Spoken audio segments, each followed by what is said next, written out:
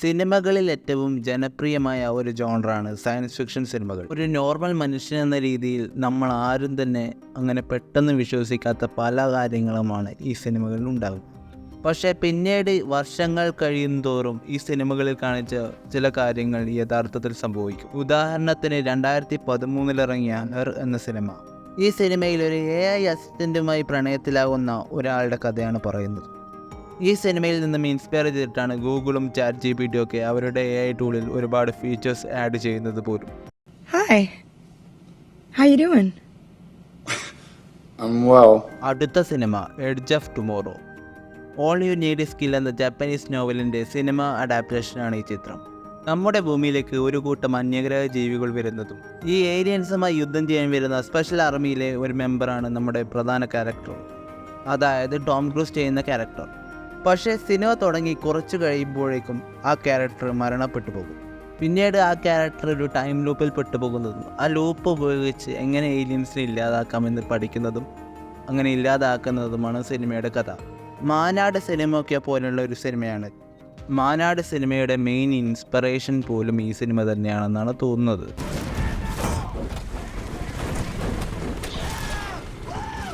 അടുത്ത ചിത്രം ഗ്രാവിറ്റി.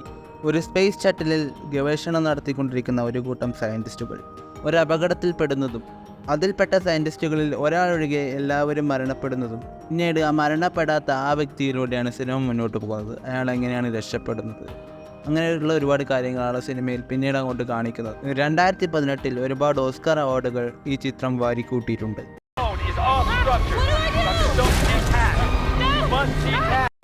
അടുത്ത ചിത്രം 2013 ക്രിസ് ഇവൻസിനെ നായകനാക്കി ബോങ് ജോങ് ഹോ സംവിധാനം ചെയ്ത നോ പിയസർ.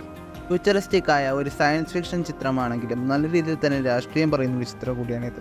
ആഗോള താപനം പോലെയുള്ള ഒരുപാട് കാരണങ്ങൾ കൊണ്ട് ഭൂമിയിൽ ഒരു ഐസേജ് ഉണ്ടാകുകയും ആ സമയത്ത് അവിടെയുള്ള എല്ലാവരും ജീവിക്കുന്നത് ഒരു ട്രെയിനിനകത്താണ്.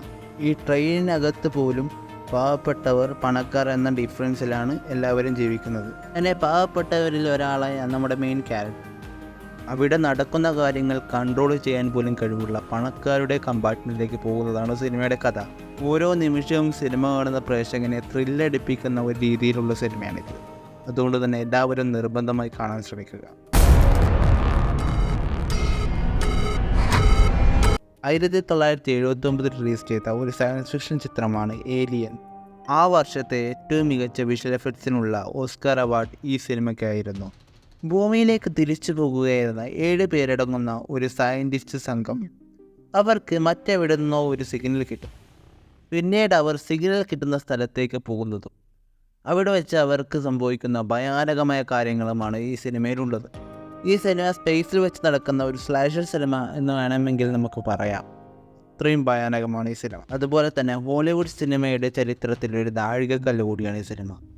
അതുപോലെ തന്നെ റെഡ്ലി സ്കോട്ടിൻ്റെ ഏറ്റവും ഫേമസ് ആയ സിനിമ കൂടിയാണിത്.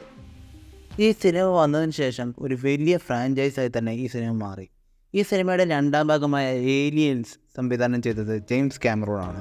ഒരു പക്ഷേ ഈ ഫ്രാഞ്ചൈസിലെ ഏറ്റവും മികച്ച സിനിമകൾ 1979 ഇറങ്ങിയ ഈ സിനിമയും പിന്നെ ഈ സിനിമയുടെ 2ാം ഭാഗവുമായിരിക്കും. ഇനിയും ഇതുപോലുള്ള പല മികച്ച സിനിമകളുടെ ലിസ്റ്റ് ലഭിക്കാൻ എൻ്റെ ചാനൽ സബ്സ്ക്രൈബ് ചെയ്യുക. അതുപോലെ തന്നെ ഈ ചാനലിലെ മുമ്പത്തെ വീഡിയോകൾ കണ്ട് സപ്പോർട്ട് ചെയ്യുക. കൂടാതെ നിങ്ങൾ കണ്ടിട്ടുള്ള നിങ്ങൾക്ക് മികച്ച സയൻസ് ഫിക്ഷൻ ആണെന്ന് തോന്നുന്ന സിനിമകളുടെ പേര് താഴെ കമൻറ്റ് ചെയ്യുന്നത് തന്നെയാണ്. മറ്റൊരു രസകരമായ വീഡിയോയുമായി ഞാൻ വേഗം വരാം.